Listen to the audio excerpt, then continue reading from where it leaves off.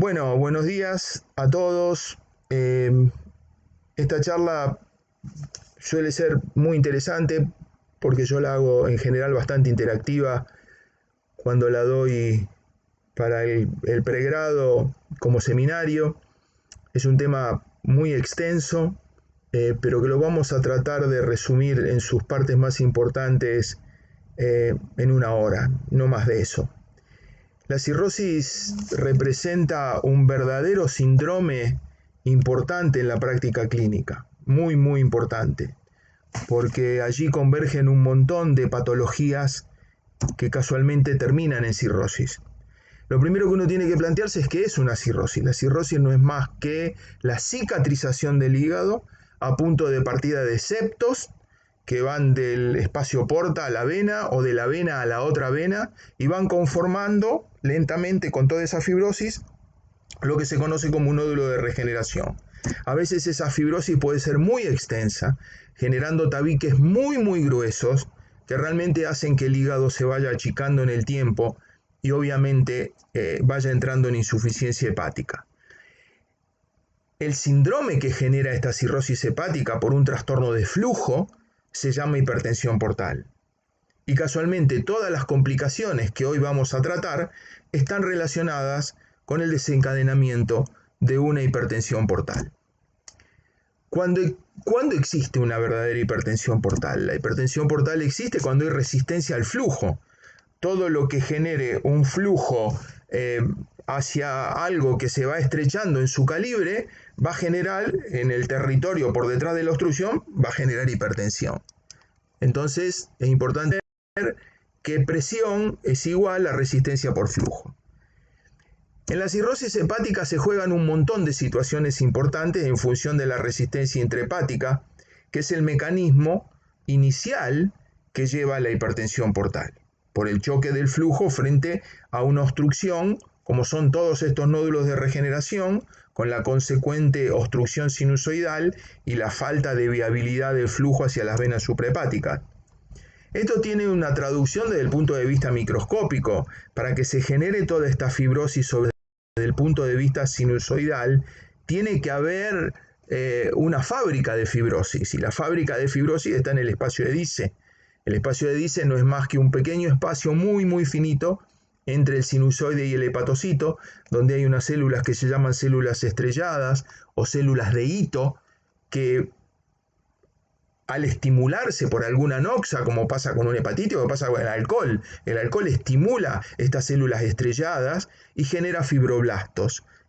Y esos fibroblastos generan fibrosis, la fibrosis genera constricción de todos los sinusoides y defenestración de los sinusoides, lo cual altera de manera significativa el flujo que va desde la vena porta hacia la suprahepática. Encuentra en toda la masa hepática una verdadera obstrucción. Entonces uno tiene que saber que estas complicaciones derivadas de la hipertensión portal y derivadas de la cirrosis son la ascitis, con todas sus complicaciones, con la hiponatremia, la ascitis refractaria, el síndrome hepatorrenal, la encefalopatía hepática, las varices esofágicas y las complicaciones, las infecciones como la peritonitis bacteriana espontánea y por último la desnutrición, que va de la mano con un síndrome sarcopénico que se llama, con pérdida de masas musculares en el hepatópata evolutivo, y el hepatocarcinoma. Estos dos últimos puntos no los vamos a tratar, pues si no sería muy extenso.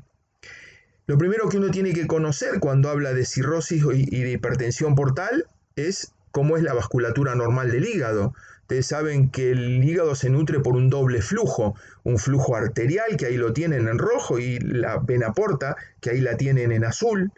Este doble flujo termina en radículas muy pequeñitas en el espacio porta microscópico, por donde pasa una rama del conducto biliar, una rama de la arteria hepática y una rama de la vena porta, y ahí se diseminan hacia los sinusoides, que son como una esponja, y todos esos sinusoides convergen en la vena central del lobulillo. El flujo de los sinusoides converge en la vena central del lobulillo para luego dispararse hacia las venas hepáticas o suprahepáticas y de ahí salir hacia la vena cava y de ahí terminar en la aurícula derecha.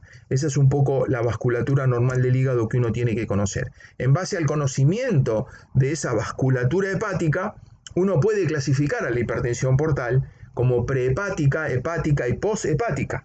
La hepática a su vez se va a clasificar en presinusoidal, sinusoidal y postsinusoidal. Y ahora vamos a hablar un poco más claramente de esto, sobre todo dando algunos ejemplos para que ustedes sepan. ¿Qué es una hipertensión portal prehepática? Es todo lo que ocurre antes de la entrada de la vena porta hacia el hígado. O sea que cualquier trombo, constricción, alguna situación que empuje y cierre la luz de la vena porta por compresión, va a producir una hipertensión portal prehepática. La causa más frecuente por lejos es la trombosis de la vena hepática o el cavernoma que se ve en los chiquitos que se han cateterizado en el nacimiento de la vena umbilical y han hecho una trombosis, un cavernoma de la vena porta. Por eso es importante acordarse esa característica. La hipertensión sinusoidal intrahepática es aquella que les contaba recién, donde el espacio de Dice empieza a colagenizar todos los sinusoides a través de la noxa que estimula la célula estrellada y estimula el crecimiento a punto de vista de los fibroblastos y empieza a tapizar con fibrosis, como ven ahí perfectamente acá en esta zona, empieza a tapizar con fibrosis todos los sinusoides, obviamente generando una obstrucción al flujo y la concomitante esplenomegalia por ingurgitación también de la vena esplénica. Mientras que la postsinusoidal tiene que ver con el flujo de salida de sangre venosa del hígado. Por eso es postsinusoidal. Ya pasó el sinusoide. Toda la sangre sinusoidal dijimos que drena en la vena centrolobulillar, si se acuerdan un poco de la histopatología de toda esta situación. Al drenar en la vena central del lobulillo, de ahí va camino hacia las suprahepáticas y de ahí va camino a la vena cava.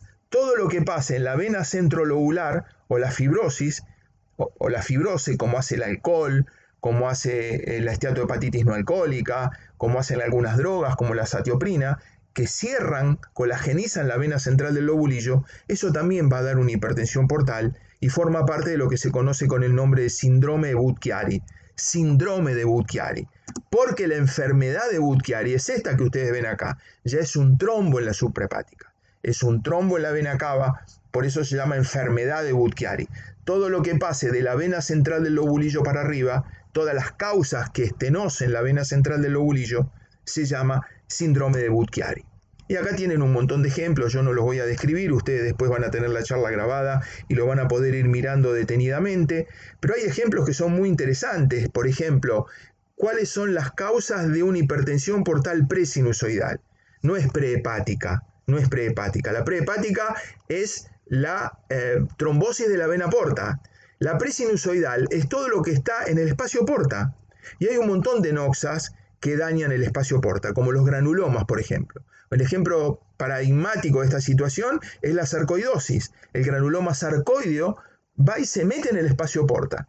Compromete el conducto biliar, por eso puede dar colestasis, puede dar prurito, converge la fibrosis con las venas, cerrando hasta nódulos, por eso la sarcoidosis puede dar hipertensión portal, a punto de partida de una hipertensión portal que se llama no cirrótica, porque el paciente no está cirrótico, hizo simplemente una obstrucción del espacio porta.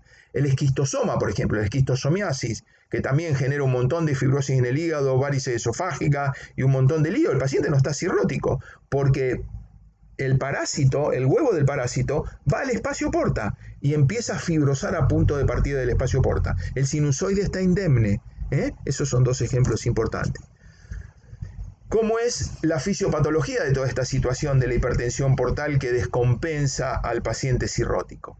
Se produce a punto de partida de la vasodilatación esplácnica, y hay una circulación hiperdinámica generada por la cirrosis con un compromiso en múltiples órganos. Por eso es muy importante acordarse que el cirrótico tiene una enfermedad de alguna manera sistémica, porque vamos a ver que hay muchos sistemas que están comprometidos. Uno, el que más conoce es el riñón, pero hay otros sistemas que también sufren la vasodilatación y también pueden comprometerse. Por eso es importante acordarse que la fisiopatología está centrada casi exclusivamente en el lecho esplácnico. Esta vasodilatación esplácnica genera, ya vamos a ver después, un trastorno en el filtrado glomerular y en la tasa de filtración glomerular, con mal manejo del agua, con producción de ascitis y un montón de situaciones que después vamos a describir mejor. Pero también aparte de esa vasoconstricción renal, hay vasodilatación periférica. Estos pacientes son hipotensos, nunca tienen hipertensión cuando están en una fase avanzada de la enfermedad. Son hipotensos porque apenas los mecanismos compensadores pueden, de alguna manera, mantener una mínima presión arterial, como son el sistema renina-angiotensina-aldosterona. También hay un trastorno cardiológico, hay una miocardiopatía del cirrótico. Hay una miocardiopatía del cirrótico y no tiene nada que ver con la miocarditis de la hepatitis alcohólica y de la miocarditis alcohólica, el corazón en bandoneón y todo eso. No. Hay una enfermedad exclusivamente relacionada al paciente cirrótico que se llama miocardiopatía del cirrótico y que tiene enfermo el músculo y tiene algunas características electroencefalo en el electrocardiograma que son bastante características que ahora no vale la pena que describamos. También hay vasodilatación pulmonar, por eso se produce un síndrome hepatopulmonar, donde los alvéolos en decúbito se ventilan mal y el paciente se sienta y se puede marear y tiene ortodeoxia, tiene dificultad en el oxígeno, casualmente cuando se levanta, porque cuando está acostado se están ventilando mejor los alvéolos. La famosa platipnea y ortodeoxia que uno tiene que tomarle a estos pacientes cuando tienen las uñas en vidrio de reloj, los dedos en palillo de tambor y están sufriendo esa enfermedad pulmonar con un mal transporte en el oxígeno. Y también hay vasodilatación cerebral. Todavía no se sabe si esa vasodilatación que llega al cerebro puede o no de alguna manera ir de la mano con la encefalopatía hepática que tiene el paciente. Comenzando por la ascitis, uno tiene que saber, estas son situaciones sindromáticas vistas en el consultorio, vistas en la sala, en la sala cuando pasamos sala, se internan muchísimos pacientes cirróticos por mes, con todas estas complicaciones que uno está charlando. O sea que quien haga medicina interna, quien haga clínica médica, se va a encontrar todos los días con pacientes con ascitis y con complicaciones. La hiponatremia, la ascitis refractaria y el síndrome hepatorrenal son las tres situaciones clínicas más frecuentes como complicación de la ascitis. La ascitis puede ser leve, moderada o severa, a veces ni se puede percutir bien. La ecografía te está diciendo que hay 20, 30, 50 centímetros cúbicos. Pero cuando la ascitis tiene esta magnitud, como ustedes están viendo en la foto, la cosa cambia. Hay una ascitis a tensión, y cuando hay una ascitis a tensión uno va a tener que investigar si los diuréticos se están manejando bien, qué diuréticos tengo que poner, si el riñón está comprometido o no, porque acá hay un manejo del agua que es muy malo por parte de ese hígado. Y cuando aparece un paciente cirrótico descompensado, ya tenemos que saber de entrada que tiene una pésima sobrevida si no actuamos. Y cuando digo no actuamos, estoy diciendo tratamiento de soporte, pero con miras a un trasplante hepático. Si estos pacientes no trasplantan el hígado, se mueren. Y el 50% de estos pacientes está muerto a los 5 años después de haber hecho el primer episodio de ascitis. Y dentro de los 2 primeros años de ascitis descompensada hay un porcentaje altísimo de falla renal con síndrome hepatorrenal de tipo 2, como ven ahí en un 20%. Y si el paciente desarrolla un síndrome hepatorrenal y no se trata, no sobrevive más de 2 semanas. Y ese punto también es importante que lo sepan. Por eso, uno de los conceptos que hoy tienen que llevarse desde el punto de vista terapéutico, es que cualquier cirrótico que se descompensa y uno no puede volverlo a la normalidad, como ocurre habitualmente, el único elemento, la única herramienta que va a poder volverlos a una vida normal, con una nueva expectativa de vida, con una nueva sobrevida parecida a la población general, es el trasplante hepático. Y también uno tiene que saber en estos casos, que se ponen en juego varios sistemas, incluso neurohormonales, en estos pacientes, donde hay un interjuego entre vasoconstrictores y vasodilatadores, donde predominan los vasoconstrictores. ¿Por qué? Porque es el costo alto que paga un paciente cuando se vasodilata, porque si no se muere hipotenso, se muere sin presión. Pero claro, tiene receptores de presión y esos receptores de presión llaman enseguida a los vasoconstrictores para intentar mantener la presión arterial dentro de límites bajos, porque tampoco la puede subir demasiado, pero el costo que se paga también es muy caro en el mal manejo del riñón y el mal manejo del agua. La endotelina, la angiotensina, la norepinefrina, la vasopresina, son todas sustancias vasoconstrictoras, mientras que el óxido nítrico, que es el culpable más importante de la vasodilatación esplácnica, ese es el que tiene la mayor culpa de esta situación para producir la vasodilatación que ustedes ven en el lecho esplácnico. Es el culpable número 1 de la vasodilatación. Las prostaglandinas renales también tienen un rol importante porque son vasodilatadoras y de alguna manera están en equilibrio con las catecolaminas renales. Por eso es importante tener presente de que no le puedo dar un antiinflamatorio cualquiera al paciente que inhiba las prostaglandinas. Yo puedo desencadenar un síndrome hepatorrenal y puedo desencadenar una ascitis por dar diclofenac en un paciente de estos. Al inhibir, ellos tienen un equilibrio muy finito entre prostaglandinas vasodilatadoras y catecolaminas vasoconstrictoras. Muy, muy finito. Y si uno inhibe las prostaglandinas, desencadena una ascitis y puede desencadenar un síndrome hepatorrenal. Es importante acordarse que en la cascada fisiopatológica en la producción de la ascitis, obviamente primero está la cirrosis, después la hipertensión portal, después la vasodilatación esplácnica, como decíamos, la disminución del volumen arterial efectivo, porque estos pacientes al tener vasodilatación son hipovolémicos, de alguna manera son hipervolémicos, pero baja el volumen arterial efectivo y se ponen en juego un montón de sistemas vasoconstrictores, como ustedes ven ahí, fundamentalmente la vasoconstricción renal. Estos pacientes manejan muy mal el agua, no pueden excretar agua, meten sodio para adentro. Entonces uno les da sodio, pero meten agua, no lo excretan, y uno le da diuréticos como furosemida y excretan mucho sodio, pero al final excretan mucha agua y fallan el riñón por el mal manejo de los diuréticos. Entonces, esta retención de sodio y agua, expande el volumen plasmático, y ahí se la tiene que ver uno con estos pacientes que están con mucho volumen y tienen diluida la sal. Al tener diluida la sal en tanto volumen, no tienen una hiponatremia verdadera, tienen una hiponatremia dilucional. O sea que es una de las complicaciones que el cirrótico presenta cuando la enfermedad está avanzada. Al principio los pacientes que tienen de alguna manera dentro de su cirrosis un hígado grande, no tienen un hígado muy chico, la hipertensión portal no es muy manifiesta, responden fácilmente al diurético con ascitis. Cuando el hígado se pone cada vez más chico, la hipertensión portal aumenta, la hiponatremia dilucional se hace de muy difícil manejo.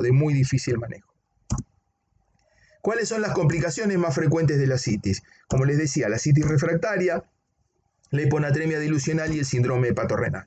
En relación a la ascitis refractaria, ¿cómo la definimos? No es ascitis resistente, es ascitis refractaria. La ascitis resistente son pacientes que están comiendo sal seguramente, o haciendo trampa, o no lo saben. Cuando una ascitis es refractaria es porque no respondió a los tratamientos habituales para que funcione el tratamiento de la ascitis. Y en tal sentido, uno tiene que saber que más de 400 miligramos de espironolactona y más de 160 miligramos de furosemida, la falta de respuesta a esa dosis elevada hace que estos pacientes, por definición, tengan una ascitis refractaria.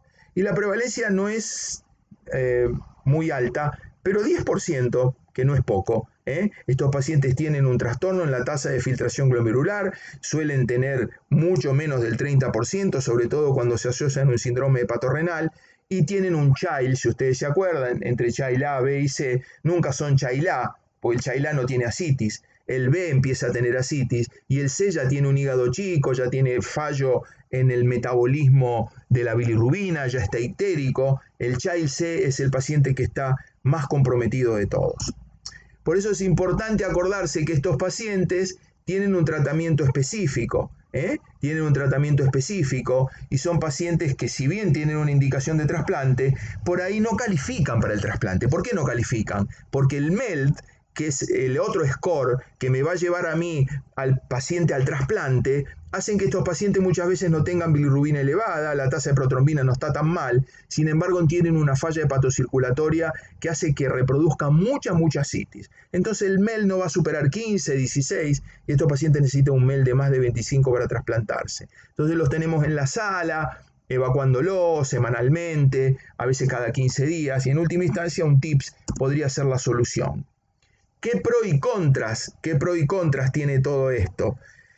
Y la citis refractaria, dentro de las cosas a favor, es que, digamos, la paracentesis facilita la vida del paciente, la hace mucho más fácil, la hace mucho más agradable, el paciente no se siente tan pesado, no se comprimen tanto las venas renales, que asocia mucho más falla hepática, pero tiene otras contras, que el paciente tiene dependencia hospitalaria, que es lo que le decía recién. Va a la consulta, hay que evacuarlo, hay que ponerle albúmina, nunca hay que dejar de ponerle albúmina después de los 4 litros, porque estos pacientes, si le bajamos el volumen bruscamente, el volumen extracelular, como hace una deshidratación o una diarrea, si acá le sacamos un montón de litros sin pasarle albúmina, el riñón se queda sin flujo y es ahí donde podemos desencadenar la vasoconstricción renal importante, cortical y un síndrome hepatorrenal. ¿Cómo manejamos la citis de estos pacientes?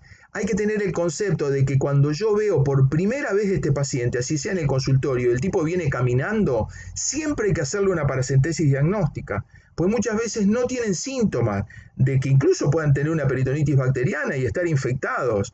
Siempre una paracentesis diagnóstica. Siempre una paracentesis diagnóstica, bajarle el sodio de la dieta, indicar diuréticos, furosemida 40, espironolactona 100 de entrada y ver qué respuesta tiene. Siempre previamente al tratamiento hacer un ionograma urinario, porque yo ya me manejo con el ionograma urinario. Si estos pacientes tienen una excreción muy baja de milequivalentes en orina, muy baja, y uno tiene que saber que este hiperaldosteronismo se clasifica en leve, moderado y severo, y es leve cuando el paciente tiene como más de 20 milequivalentes en una excreción de orina de 24 horas y es severo cuando tiene menos de 7. Si el paciente tiene 5 milequivalentes en una orina de 24 horas antes que yo le dé el diurético, eso es un dato clínico de mucha jerarquía. Pues a mí me está diciendo que ese paciente tiene un hiperaldosteronismo muy importante y no va a ser un paciente fácil de manejar.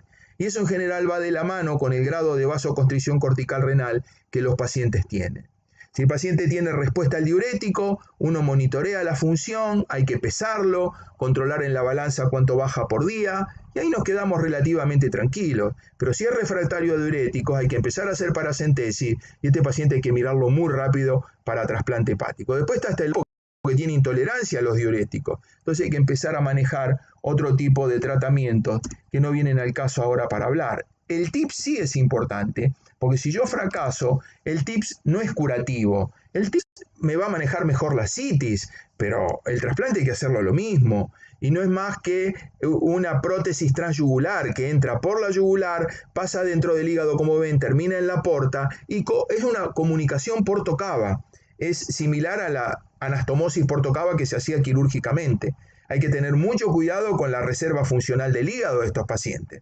No todos los Child B pueden hacer esto, hay muchos Child B que están con encefalopatía importante. No se olviden que la célula va a seguir bypaseando todo el metabolismo del amoníaco y le vamos a mandar toda la toxicidad que tienen estos compuestos al cerebro y lo vamos a dormir al paciente. Entonces hay que analizar muy bien el candidato al cual le vamos a poner esta prótesis endohepática o endovascular hepática para tratar de no hacerle peor, que no sea peor el remedio que la enfermedad. La hiponatremia dilucional ya más o menos se la conté, es un paciente que está hipervolémico, que tiene un mal riñón, que muchas veces va de la mano con un síndrome hepatorrenal de tipo 2, que es aquel que lleva semanas y semanas y semanas distendido, con una excreción baja de sodio en orina, donde el manejo del agua es pésimo, donde no pueden excretar agua, donde todos los diuréticos le hacen excretar un poco de agua, pero le meten sodio adentro que arrastra agua también. Entonces, estos pacientes con una hiponatremia dilucional tienen que ser mirados rápidamente para un trasplante hepático. Y esto tiene un cuadro clínico que es importante, porque aunque no lo crean, el médico es una de las causas más importantes de todos estos trastornos, porque no manejan a veces bien el diurético. Estos diuréticos nunca se pueden dar sin espironolactona, ahorradora de sodio, y no meterle solo furosemida, que saco agua, saco sodio, saco agua, saco sodio, y termino bajando la tasa de filtración glomerular y haciendo un desastre. Entonces, indicar restricción hídrica en el paciente, que tome poco líquido, hay que ver los síntomas neurológicos. Esto a veces se comporta como una hiponatremia verdadera, a pesar de ser dilucional. A veces el paciente llega con 114, 115 de sodio, somnoliento, con náuseas, con letargia, a veces con convulsiones. Cuando un paciente entra con un sodio muy bajo y empieza a convulsivar, hay que pensar en la hiponatremia dilucional. Incrementa la morbilidad en el postrasplante, hay que tratar de llevarlo lo más compensado posible. Y en una época hacíamos tratamientos con acuaréticos que daban mucho resultado, pero los estudios en fase 3 demostraron que aumentaba mucho la deshidratación, otros efectos adversos por los cuales no prosperaron. Pero si uno tuviera diuréticos acuaréticos que manejaran exclusivamente el agua y dejaran el sodio en su lugar, al desembarazarse del agua estos pacientes estarían perfectamente bien. Y el síndrome hepatorrenal, que de alguna manera es la expresión máxima y más grave que tiene la ascitis en estos pacientes. El paciente tiene que ser diagnosticado rápidamente, más, tiene que ser prevenido. El médico tiene que saber con qué cuenta para tratar una ascitis y con qué cuenta para descompensar un paciente y poder hacerle daño al riñón de un paciente cirrótico. La fisiopatología, que es similar a la vasodilatación esplácnica que vimos, nada más que el paciente llega a una vasoconstricción cortical renal muy manifiesta y se presenta clínicamente de dos formas, un síndrome hepatorrenal de tipo 1 y uno de tipo 2. El de tipo 2 es lo que conocía uno históricamente como insuficiencia renal funcional del cirrótico, que después de muchos años se pudo circunscribir a lo que uno conoce hoy como síndrome hepatorrenal tipo 2. Son pacientes que vienen semanas y meses con urea elevada, creatinina elevada, tienen alguna excreción de sodio por orina, manejan más o menos bien su diuresis, con una ascitis con relativa tensión y con algunas paracentesis. Pero el síndrome hepatorrenal tipo 1 es aquel que bruscamente clava el riñón, aumenta la urea, la creatinina, se pone amarillo. La tasa de sobrevida de ese paciente no es más de 2 semanas si uno no actúa rápidamente.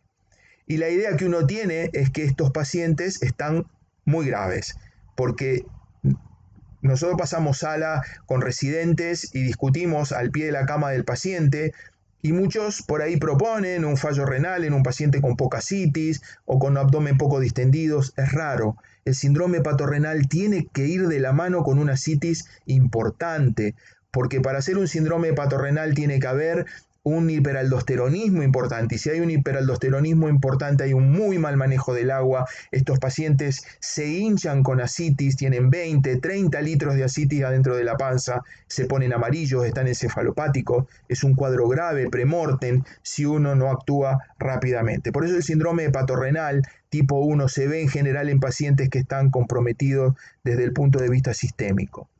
Y no siempre vamos a encontrar la causa del síndrome hepatorrenal. A veces no la encontramos. A veces hay que ir a buscarla en situaciones hasta vinculadas a cuadros endotóxicos. Ustedes saben que estos pacientes que tienen bacterias colónicas, como cualquiera, hacen traslocación bacteriana. Esta traslocación bacteriana genera endotoxemias, que son mucopolisacáridos de la pared de los gram negativos, que se vehiculizan a través de la sangre y tienen un potente efecto vasoconstrictor renal. A veces no encontramos nada, lo único que tuvo es un chucho de frío. Esos son cuadros endotóxicos en curso que terminan desencadenando un síndrome hepatorrenal. Pero la causa más frecuente del disparo de un síndrome hepatorrenal, la más frecuente en la práctica clínica, es el médico. Desafortunadamente, gente que no maneja bien los diuréticos. La causa número 1 es el mal manejo del diurético. Incluso pacientes que están bien manejados con diuréticos, pero que no los controlaron a la semana o a los 10 días. Porque si vos le diste espironolactona 100 y furosemida 40 y lo controlás a los 30 días, si ese paciente no tenía un hiperaldosteronismo severo, iba a orinar 3-4 litros por día durante una semana y va a desencadenar un síndrome hepatorrenal. Entonces a veces el diurético está bien indicado, pero no lo controlaron en tiempo y forma. La paracentesis masiva, todo lo que baje el volumen bruscamente.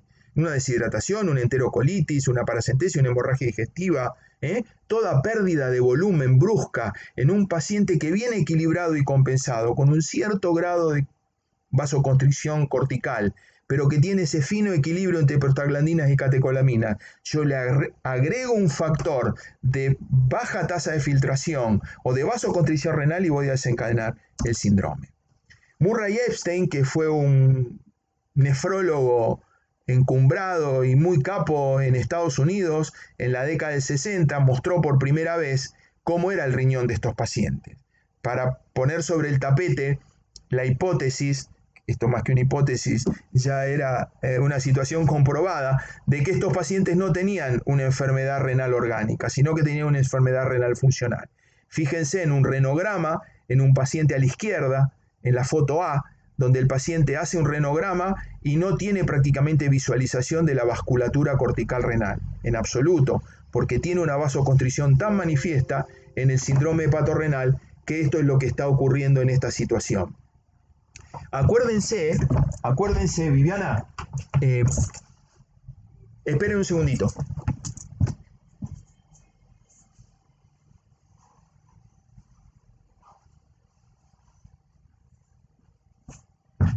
Perdón, me estoy quedando sin batería. Es un segundo y continuamos.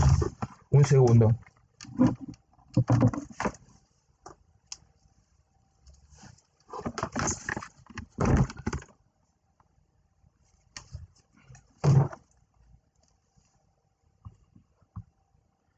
Ahí estamos, ahí continuamos.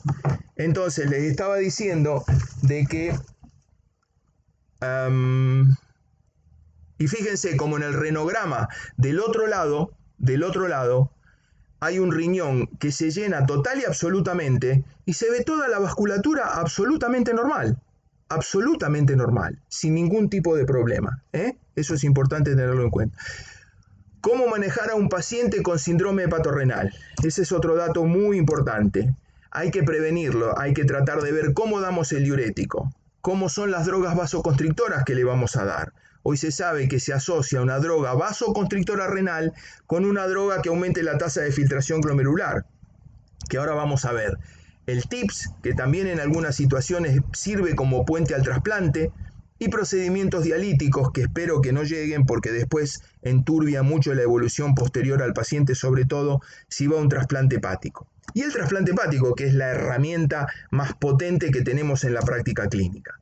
La prevención tiene que ser del médico. El médico es el que tiene que sospechar la aparición de un síndrome hepatorrenal y prevenirlo, manejar bien el diurético, hacer los controles que uno tiene que hacer con la anatremia, el ionograma urinario, ver cuánto excreta, cuánto pesa, si bajó el diámetro abdominal. Por eso estos pacientes hay que ir viéndolo 3-4 días al principio y no más de una semana, porque ellos pueden deshidratarte.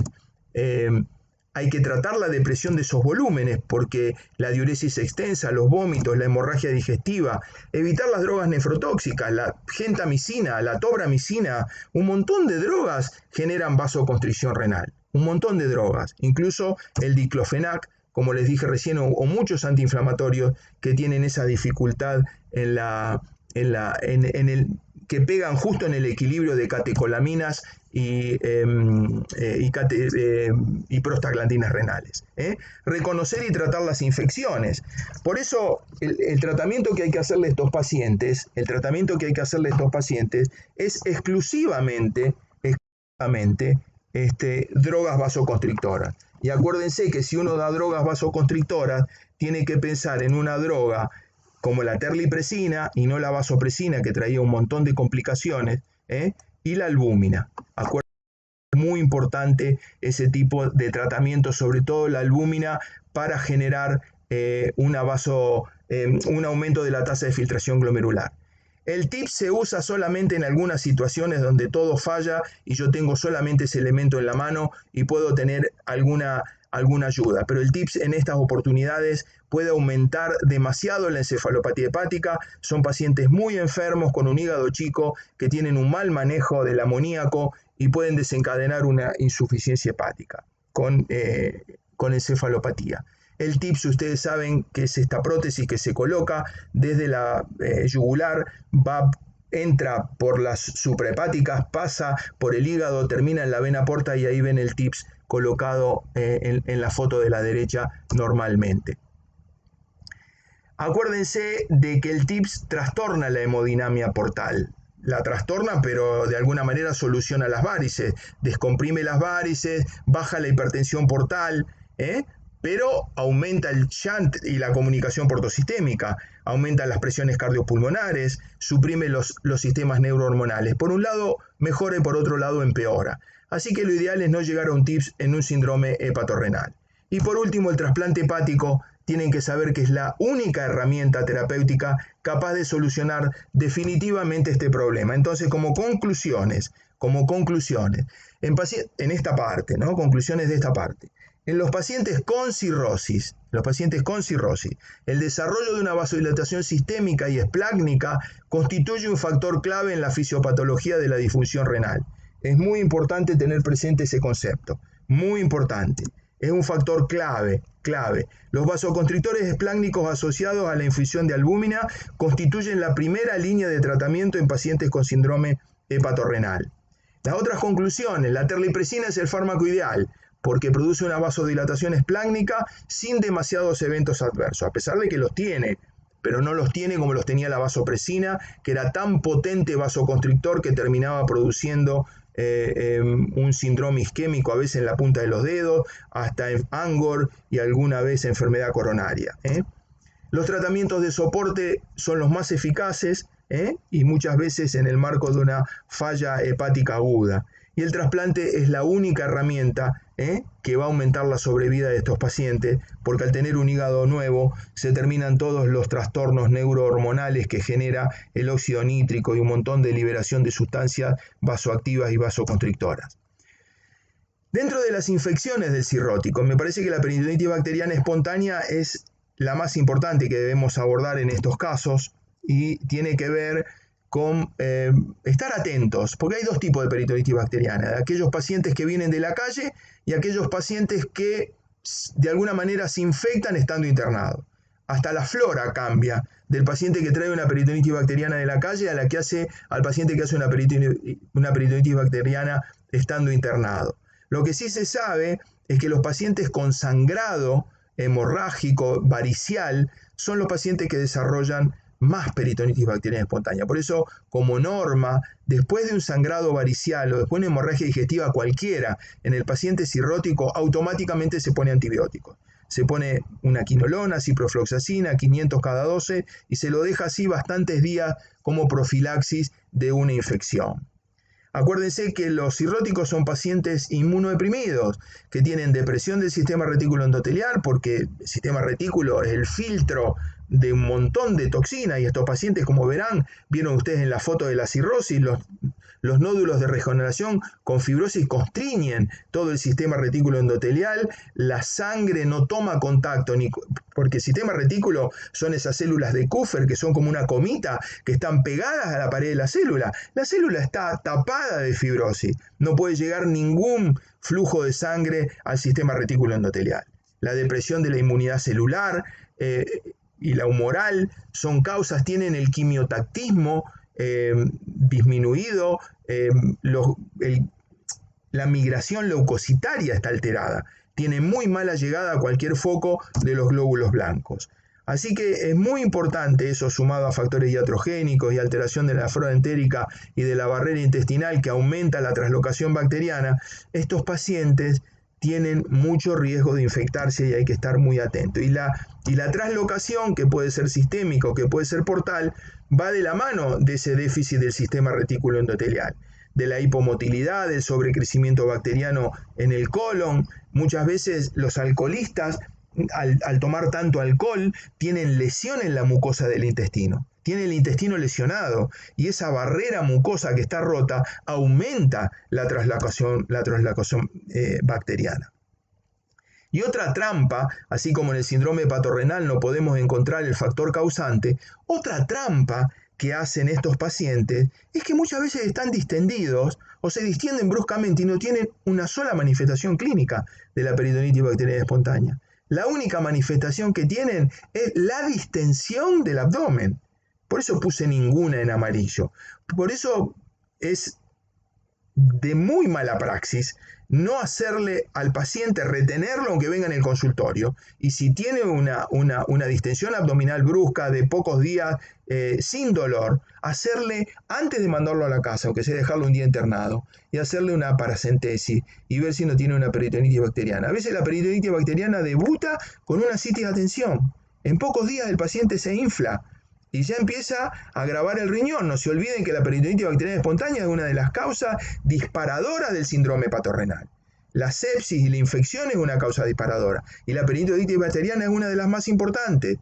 Por eso, a pesar de que un pequeño grupo, 20-30%, viene con fiebre o dolor abdominal, o puede desencadenar una encefalopatía, pero ya la está haciendo muchas veces cuando ya hizo la infección, la causa no se encuentra de entrada en el diagnóstico.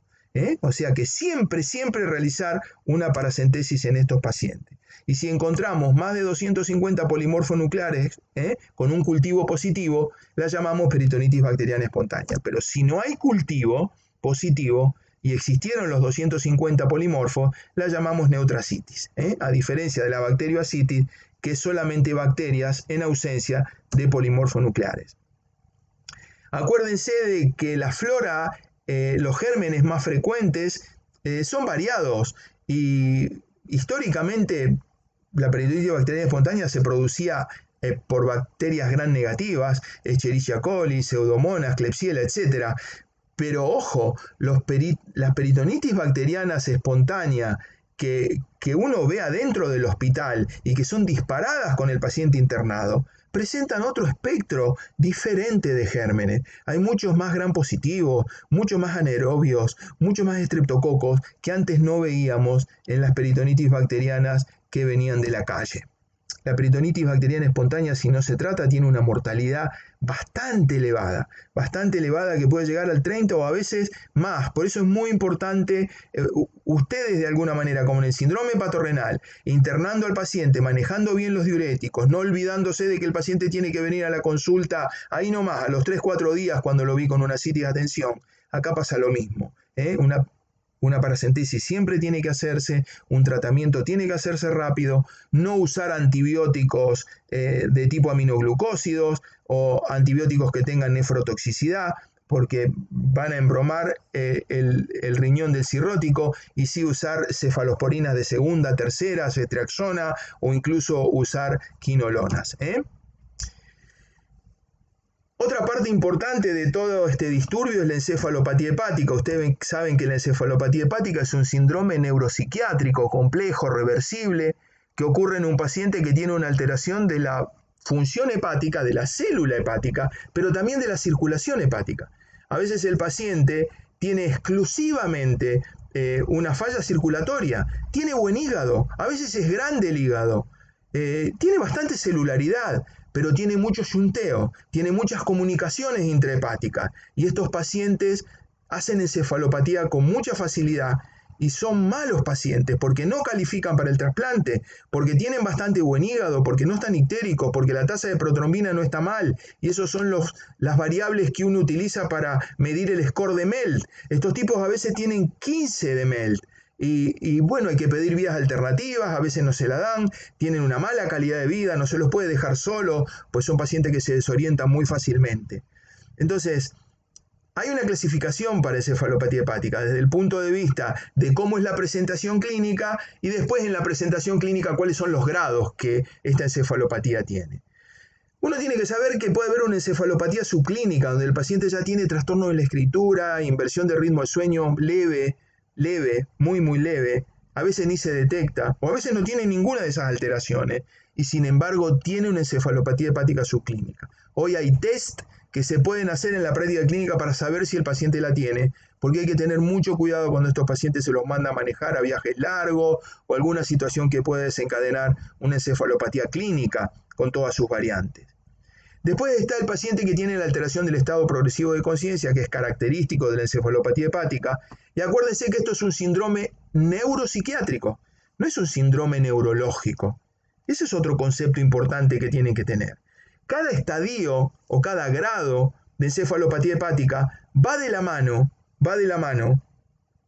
con alguna cosita psiquiátrica. No siempre en los estadios iniciales, pero sí en los estadios más avanzados de la encefalopatía hepática. Tienen un trastorno en el comportamiento, más de una vez debuta con un trastorno psiquiátrico llamativamente, y es el psiquiatra el que se dio cuenta de que acá podía haber un trastorno hepático y estar disparado, sobre todo en los pacientes que queman hígado muy rápidamente. Eso se ve en la fulminante. La hepatitis fulminante quema hígado tan rápido que a veces el paciente hace como un brote psicótico y empieza a hacer todo un compromiso psicológico antes de presentar el fenómeno neurológico. después estos pacientes con falla hepática aguda y hepatitis fulminante son los que tienen un cuadro muy dramático, que es el edema cerebral, que es otra parte de la historia, no la vamos a abordar demasiado hoy, pero ese edema cerebral va de la mano con encefalopatía hepática, y si uno no lo maneja muy rápidamente, incluso con medición de presión intracraniana, tratando de desematizar el cerebro muy rápidamente, el bulbo se puede enclavar, y es una de las es una de las situaciones clínicas que hace que estos pacientes se mueran, ¿no? Con enclavamiento del bulbo. Es el resultado de la acumulación de sustancias neuroactivas, que se conocen muchas, pero uno tiene que saber que estos pacientes, al tener una célula hepática tan dañada, con tanta fibrosis, tienen un disturbio en la metabolización de todas estas sustancias tóxicas generadas por bacterias intestinales, generalmente muy mal metabolizadas por el hígado, y que fisiopatológicamente alcanzan la circulación sistémica, bypasean de alguna manera el hígado, sobre todo la función del corazón del hígado, que son los hepatocitos, que están bordeados y tapizados de una fibrosis intensa que altera el sistema retículo, que no deja tener contacto al flujo de sangre con la nutrición y la metabolización del hepatocito. Por eso la encefalopatía hepática puede estar asociada a una hepatitis fulminante, que es una falla hepática aguda, y que también de alguna manera hace una hipertensión portal, porque hay un colapso de la trama hepatocelular tan manifiesto que se comporta como tapones de fibrosis, hace puenteo de fibrosis tan intenso la falla hepática aguda, pero es por colapso y no precisamente por fibrosis. La encefalopatía hepática asociada a la derivación portosistémica, esta es la que se puede ver en el TIPS o la anastomosis portocava, que no es demasiado frecuente, y la encefalopatía hepática en pacientes con cirrosis, que es la forma más común de encefalopatía hepática que ustedes pueden ver en la práctica clínica. Por eso, estos pacientes que son cirróticos tienen una mezcla, como les decía hoy, debido a todos esos septos fibrosos que lobulan el hígado con grandes nódulos de regeneración, generan una muy mala circulación intrahepática, lo cual se llama falla hepatocirculatoria, y si a eso le sumamos una célula muy enferma con hepatocitos deficientes para metabolizar amoníaco y un montón de sustancias tóxicas, tenemos la combinación perfecta para que el paciente haga una encefalopatía hepática. El amoníaco hoy se sabe que es la sustancia, de alguna manera, la vedette. Pasó por muchas etapas la encefalopatía hepática y todos sus culpables. Una cosa era en la década del 60, otra en el 70 con los aminoácidos aromáticos, en otra época con la glutamina y con un montón de otras sustancias. Hoy se sabe que el amoníaco es el rey indiscutido de este síndrome, y que es la principal neurotoxina que duerme al paciente, porque desplaza los receptores, porque es un neuroinhibidor y porque termina perturbando todas las funciones conductivas del cerebro. Y se produce en el tubo digestivo, el amoníaco lo producen las bacterias en el colon, por eso los tratamientos van a modificar la flora sacarolítica, la flora proteolítica de las bacterias colónicas, porque se produce en el colon, por proteínas endógenas y se empiezan a formar productos ureicos que terminan transformándose en amoníaco. Por eso el principal órgano metabolizador del amoníaco es el hígado, metabolizando el ciclo de la urea y lo transforma en glutamina. El cerebro y el músculo también participan en esta situación. Por eso cuando los pacientes más caquéticos están, menos músculo tienen, mucho más propensos son a la encefalopatía hepática. Y después hay un montón de hipótesis y situaciones donde hoy se sabe que existe una transmisión excitatoria a través del glutamato, que inhiben. Todas estas sustancias producen una inhibición de la conducción de las neuronas adentro del cerebro. Y a eso se le agrega que en la falla hepática aguda o fulminante hay una alteración en la permeabilidad de la barrera hematoencefálica y el edema cerebral, producido fundamentalmente por la glutamina. Dentro de las manifestaciones clínicas hay un montón de situaciones que pueden ocurrir, desde un mínimo flapping hasta un cuadro psicótico con adormecimiento, con pérdida y noción de tiempo y espacio, hasta coma, todas las fases que ahora vamos a ver. Es muy importante saber de que después de la encefalopatía hepática subclínica, donde el paciente no muestra prácticamente nada, a veces una sutil inversión del ritmo del sueño, dice, doctor, tengo insomnio, duermo mal a la noche, me duermo más de día, y nada más se le encuentra, porque eso le hace algunos test específicos de comunicación en un papel y demás, se pueden detectar algunas sutilezas que nos están diciendo que es subclínica.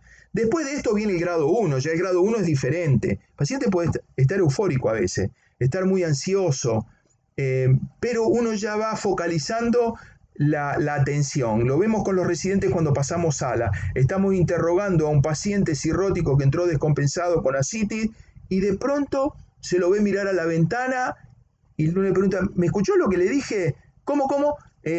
Está distraído, pierde rápidamente la atención.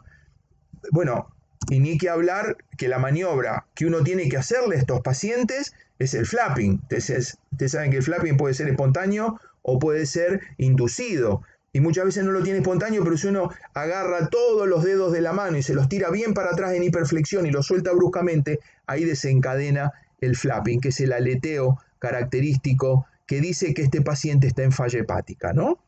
Y después viene el grado 2, el paciente ya está apático, está letárgico, se duerme fácil, tiene cambios de personalidad, tiene un comportamiento inadecuado, tiene disgrafia, tiene alteración, para pasar al grado 3 donde, bueno, este paciente solo responde a estímulos verbales, ya no recuerda nada, no sabe cómo se llama, no sabe la edad, está confuso, tiene desorientación temporoespacial, y es aquí donde aparece un síndrome psiquiátrico bastante característico. No siempre, pero el paciente puede tener enojo fácil cuando se despierta bruscamente, puede tener signos neurológicos de Babinski, de nistagmus, para pasar definitivamente a un coma, donde ya no responde a estímulo. A diferencia del coma traumático, este paciente no tiene trastornos típicamente electroencefalográficos de muerte cerebral, todo lo contrario, es un síndrome que se caracteriza por restitución ad íntegro, no deja ninguna secuela cuando el paciente hace un primer episodio de encefalopatía hepática. Eso sí, no responde más a estímulo,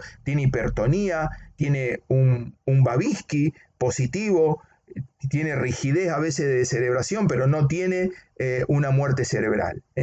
Hay que estar muy atento con eso. Y los factores predisponentes a veces se encuentran y a veces no se encuentran. Si el paciente sangró, estuvo muy constipado durante mucho tiempo, tuvo un exceso en la ingesta de carne e infecciones como son la sepsis, hoy se sabe que las interleuquinas proinflamatorias inundando el cerebro también se comportan como inhibiendo la conducción nerviosa. Por eso el hígado de sepsis o la sepsis pueden tener encefalopatía, porque hoy se sabe que un montón de sustancias liberadas por los focos infecciosos terminan generando inhibición una neuroinhibición en el cerebro. Los factores precipitantes como la hipopotasemia, la deshidratación, son fáciles de ver, ni que hablar de algunas drogas que hay que tener cuidado porque desplazan en el cerebro determinadas sustancias y se comportan como neuroinhibidores. Los diuréticos, como dijimos hoy, así como pueden desencadenar un síndrome hepatorenal, pueden desencadenar también una encefalopatía hepática, porque se acuerdan que producían toda esa excreción de sodio brusca, de líquido, vasoconstricción renal, y el paciente tiene un trastorno en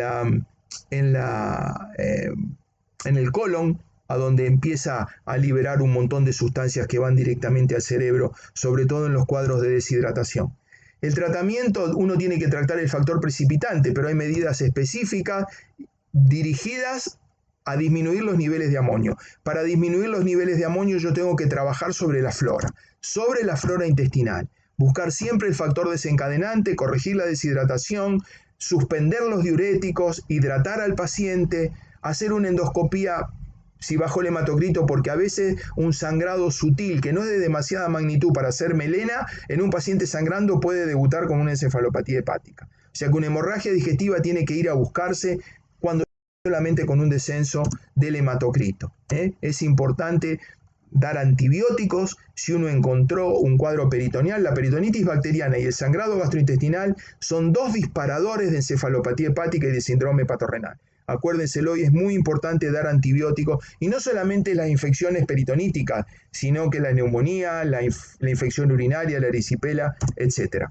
La lactulosa actúa en el intestino alterando la flora sacarolítica, disminuyendo la absorción de amoníaco. Es un disacárido no absorbible, no se absorbe para nada, por eso se usa muchas veces para ir mejor de cuerpo, porque tiene un efecto catártico importante. Y es ahí que hay que tener cuidado en el cirrótico, pues yo se lo puedo dar cada 6 horas, pero muchos pacientes no toleran estos 20 centímetros cúbicos cada 6 horas porque empiezan a tener una diarrea muy importante y a veces solamente 2 veces por día soluciona el problema, porque es un jarabe que se administra muy fácilmente, incluso por zona nasogástrica, en los pacientes que están internados. ¿Y qué queremos lograr? Y queremos lograr que el paciente tenga por lo menos entre 2 y 3 deposiciones blandas y abundantes por día. Con eso es suficiente. ¿Y qué usamos en el tratamiento? No solamente lactulosa, usamos un antibiótico también no absorbible que va a actuar y a cambiar activo en las bacterias del colon, urolíticas y proteolíticas, que va de 800 a 1,5 gramos por día. Y lo ideal en estos pacientes que tienen refractariedad a la encefalopatía hepática, que son pacientes que tienen cambios de conducta, que no se los puede dejar solo en la casa, es asociar la lactulosa con la rifaximina. Es un tratamiento muy, muy eficaz y la verdad que vienen los pacientes felices, los familiares felices, porque el paciente volvió a recuperar su estado habitual de coherencia, vuelve a regularizar el sueño y puede llegar al trasplante en otras condiciones.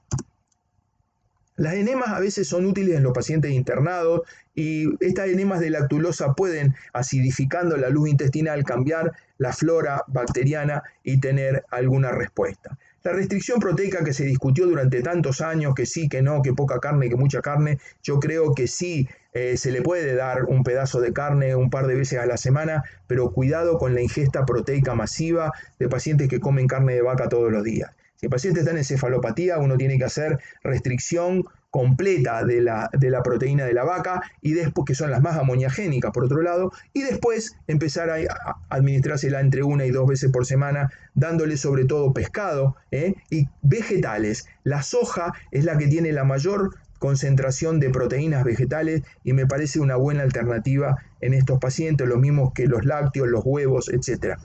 En una época se decía que el Helicobacter pylori podría de alguna manera aumentar los niveles de amonio. Esto no está demostrado definitivamente. Hay algunas líneas de investigación que así lo dicen. Por eso es importante a veces erradicar el Helicobacter pylori en estos pacientes como probable causa. Acuérdense que la encefalopatía hepática es un signo de mal pronóstico, igual que la citis, igual que cualquier complicación del paciente cirrótico son signos de mal pronóstico, puede atentar con su vida y el trasplante hepático es la única situación que puede no mejorar, curar a estos pacientes, mejorarle la sobrevida y que estos pacientes puedan llegar a una vida plena sin ningún tipo de medicación de los que estaba haciendo de soporte para esta situación. Y por último, termino en los últimos 5 minutos, con el problema de las varices. Las varices esofágicas están aumentadas en un porcentaje alto. No todos los pacientes que tienen hipertensión portal tienen varices esofágicas y no todos los pacientes que tienen hipertensión portal tienen esplenomegalia.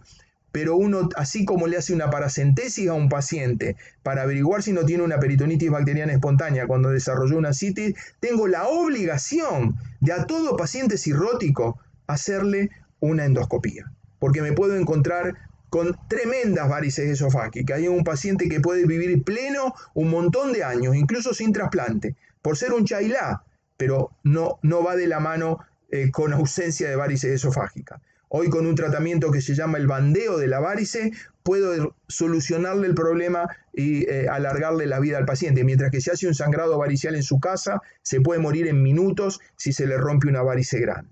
Acuérdense que estos pacientes que tienen vasodilatación esplácnica tienen aumento en la coronaria estomáquica, en la ácigos, en toda la cadena de las varices que van ahí pegadas a la plénica, que pueden dar varices en techo gástrico, que de alguna manera aquí las ven, son las de más difícil manejo. Estas varices son difíciles de erradicar. No hay tratamientos específicos que sean tan buenos como el bandeo en las varices que están en tercio distal del esófago.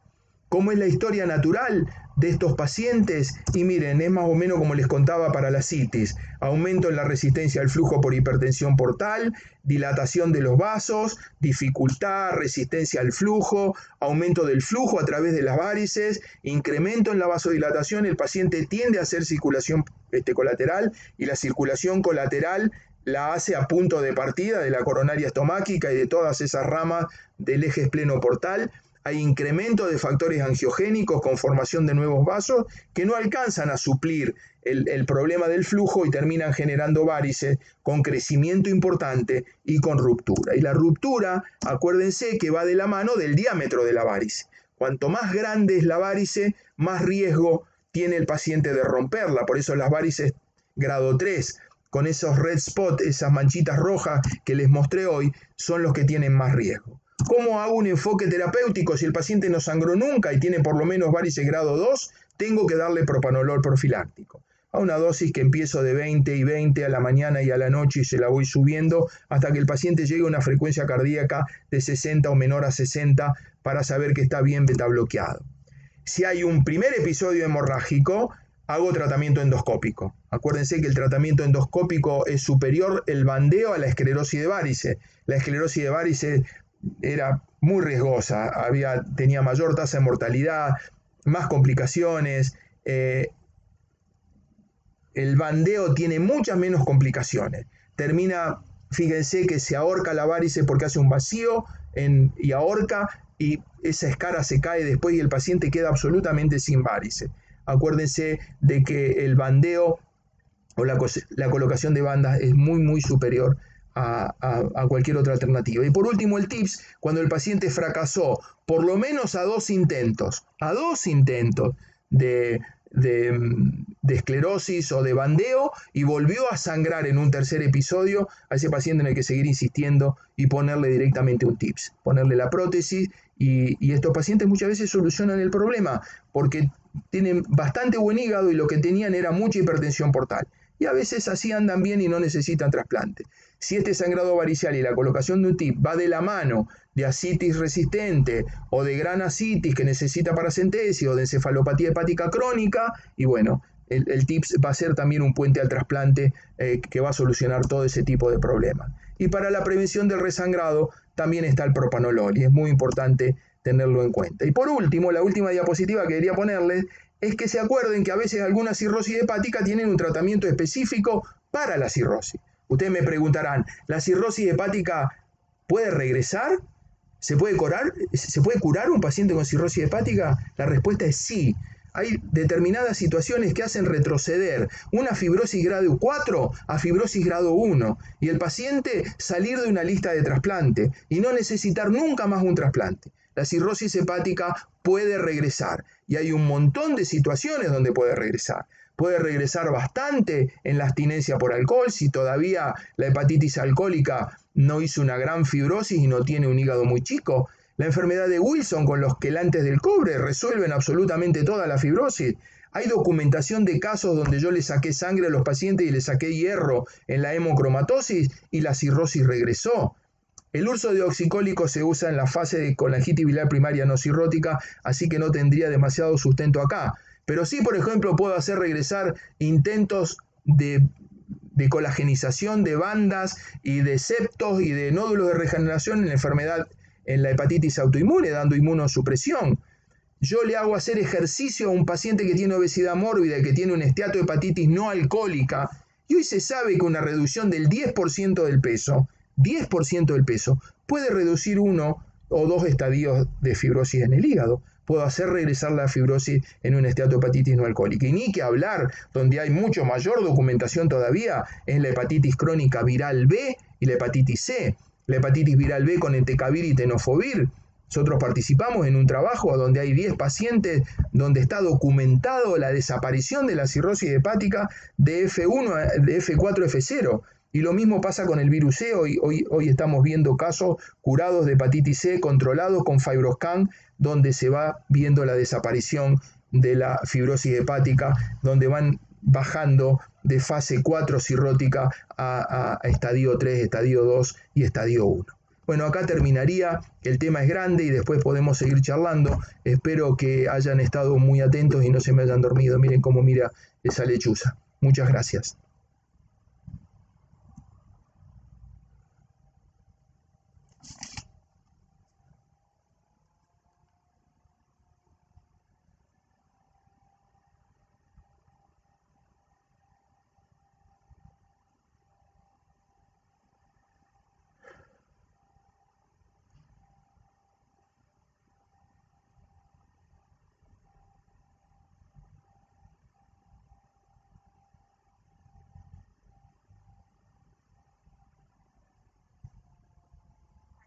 ¿Cómo salió?